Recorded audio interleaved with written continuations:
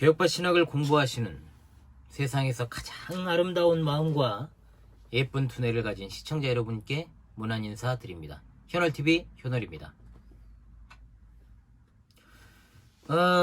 흔히 이제 사람들이 성경에 대해서 말하기를 인류의 최고의 베스트셀러다, 자기는 읽지도 않으면서 가장 많은 언어로 번역되었다, 가장 많은 사람에게 읽혀져 왔다, 가장 공격도 많이 받아가지고 가장 많이 불태워진 어떤 양면성을 가진 그런 매우 오래된 책이다 라는 그런 말도 곧잘 합니다. 물론 성경은 방금 말씀드린 것과 같은 이런 것과는 비교할 수 없을 정도 정말 헤아릴 수 없이 많은 수식어를 갖다가 이제 표현하기에 적합한 책인 것이 사실이지만 그 많은 설명을 할 것도 없이 성경은 한마디로 말하면 세상에서 가장 놀랍고 가장 신비로운 책이다 라고 할 수 있습니다.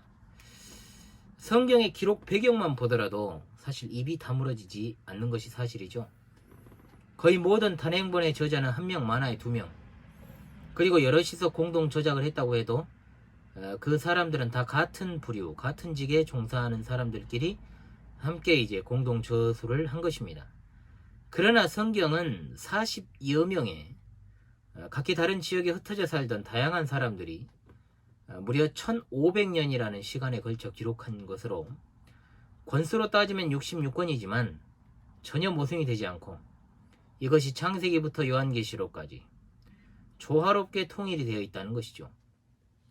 성경을 어떤 수박 겉핥기식으로 읽거나 또는 성경을 공격하기 위해서 연구하는 것이 아닌 이상 성경은 계속해서 상고하면 할수록 하나님의 말씀이고 계시 진리라는 사실을 더욱더 확신하게 되는 겁니다. 영어로 the book이라는 말은 성경을 가리키는 말입니다. 정관사 더가 붙는 것은 그 책 자체가 가지는 권위 때문에 그렇습니다. 또 흔히 우리가 사용하는 the book이라는 표현보다는 바이블이라는 표현을 많이 쓰죠. 바이블, 스크립처라는 말과 또 word of God이라는 말로 또 같이 쓰입니다. 그렇다면 이제 우리가 흔히 쓰는 바이블이라는 말의 어원은 비블로스라는 헬라어에서 온 것입니다. 그럼 비블로스는 어디서 온 것이냐? 이집트에서 사용하던 파피루스라는 이제 갈대우 외피, 이제 여기에다가 이제 종이 역할을 하고 글을 썼죠. 자, 갈대우 외피를 가리키는 말이 바로 비블로스에서 온 것입니다. 그 복수형이었던 비블리아라는 말을 이제 주 2세기에 와서 기독교인들이 자기들의 기록을 가리키는 말로 사용했다라고 하는 것이 성경이라는 말의 용어적인 유래라고 합니다.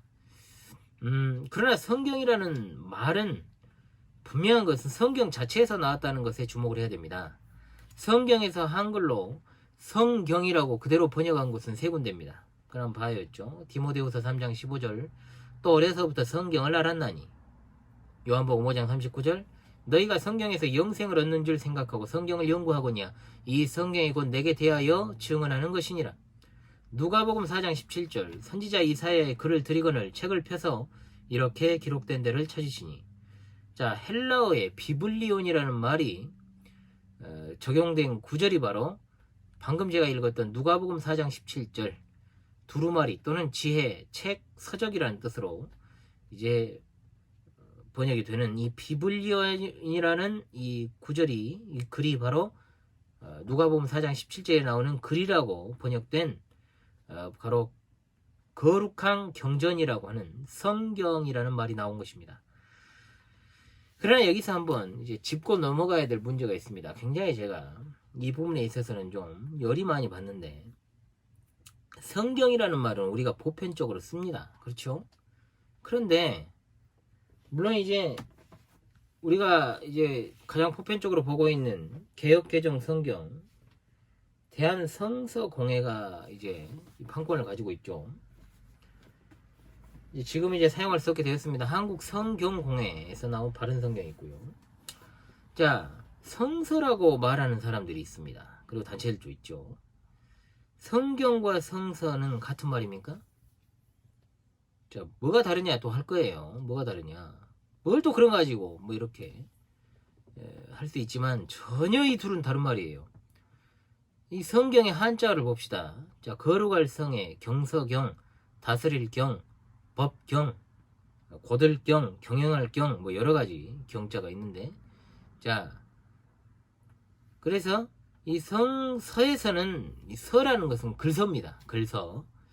서가 붙으면 일반인의 글입니다. 성서라는 말이 입에 붙어있는 사람들의 특징. 보통 굉장히 리버럴한 사람들이 주로 성서라는 말을 많이 써요. 혓바닥에 버터버린 사람들. 성경을 비평하는 자유주의자들, 그의 영향을 받은 목사나 신학자 그룹이 분별력 없이 성경이라는 말이 분명히 있는데도 성서라고 굳이 쓴다는 거? 매우 문제가 많습니다. 그거 의도적인 것일 수 있습니다. 그건. 그렇기 때문에 모르고 그랬다면 이제 성서란 말 안 써야 되겠구나, 성경이라고 해야 되겠구나 하면 됩니다. 그런데 그럼에도 불구하고 지식인 집단이라고 하는 자들이, 대학교 교수, 신학자라는 사람들이 계속 성서라는 표현을 쓴다면 그것은 의도적으로 하는 것이다. 생각해 보십시오. 유교에는 사서삼경이라는 말이 있죠. 사서는 논어, 맹자, 중용, 대학을 말하고, 삼경은 시경, 서경, 역경 아닙니까? 자, 그래서 이제 경자가 붙으면은 이거 성현의 지혜가 되는 것이고 어떤 종교의 경전이 되는 겁니다. 그러니까 이제 거의 신의 영역, 어떤 그런 지혜에서 나온 것이라고 보는 거죠. 불교도 자신들의 경전을 불사라고 하지 않고 불경이라고 부릅니다.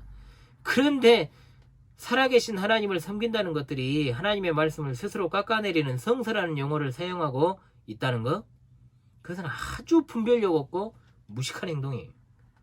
몰라서 그랬다면 아까도 말씀드렸어요. 내가 주의하고 정말 고치겠다고 하면 소망이 있지만, 알면서도 뭐 그게 문제냐고 말한다거나, 아니면 의도적으로 비평주의자들 입장에 서가지고 성서라고 하는 자들이 있다면 분명히 사상이 의심스러운 사람들이에요.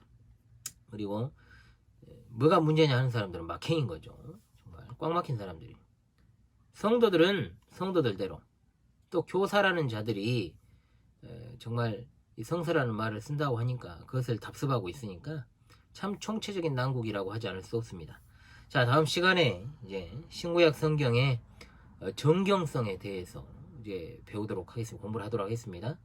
개혁파 신학의 서론이라는 주제의 연속된 강의, 우리 신앙의 뼈대 가운데서도 가장 중추적인 역할을 하는, 이것은 주춧돌을 세우는 과정이기 때문에 반드시 여러분 반복 학습이 필요합니다. 오늘은 이제 성경과 성서의 차이점에 대해서 이야기하다 보니까 굉장히 길어졌습니다. 저도 계속해서 공부를 하는 입장에서 권면합니다. 듣고 또 듣고 기억하기를 바랍니다. 구독과 좋아요, 알람 설정은 고독한 싸움을 싸우는 현우리의 응원군이 되어 저와 함께 싸우는 길입니다. 감사합니다.